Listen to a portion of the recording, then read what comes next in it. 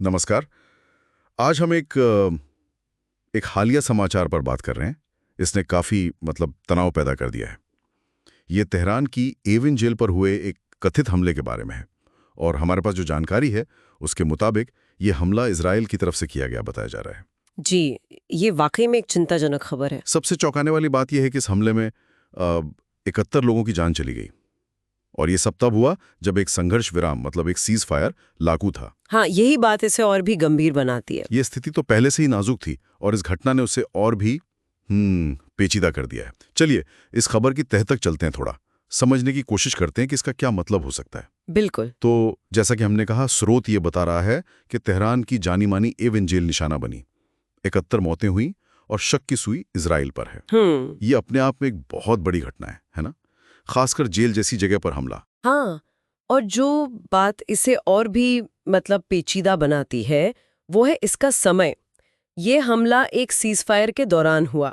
हाँ। स्रोत विदेक इसे नाजुक और अस्थिर बता रहा है। नाजुक और अस्थिर, सही। ऐसे में हमला होना सिर्फ सीजफायर का उल्लंघन नहीं है, बल्कि ये शांति की किसी भी संभावना पर ही सवाल खड़े कर देता है।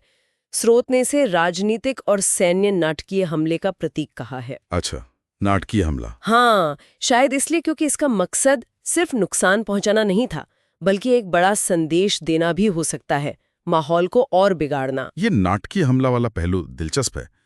क्या स्रोत इस पर और कुछ बताता है कि इसे नाटकीय क्यों माना जा रहा है?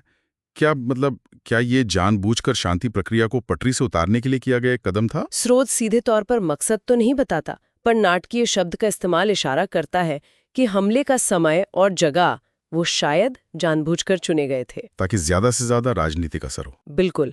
एक जेल पर हमला, वो भी सीज फायर के दौरान, ये अपने आप में बहुत भड़काऊ कदम है। ये दिखाता है कि पर्दे के पीछे तनाव कितना ज्यादा है और शायद कोई भी पक्ष पूरी तरह से शांति के लिए प्रतिबद्ध नहीं है, जैसा कि स्रोत भी इशारा कर रहा है। और इसका असर सिर्फ ईरान और इजराइल तक ही सीमित नहीं है ना? नहीं, बिल्कुल नहीं। स्रोत वैश्विक प्रभावों की भी बात करता है, खासकर तेल की कीमतों और अंतर्राष्ट्रीय सुरक्षा पर। दुनिया भर की नजर इस पर टिकी होंगी यकीनन। जी हाँ, बिल्कुल। मध्य पूर्व में कोई भी बड़ी घटना होती है तो इसका असर तेल बाजारों पर तुरंत दिखता है। सुरक्षा चिंताएं भी बढ़ जाती हैं, जाहिर है।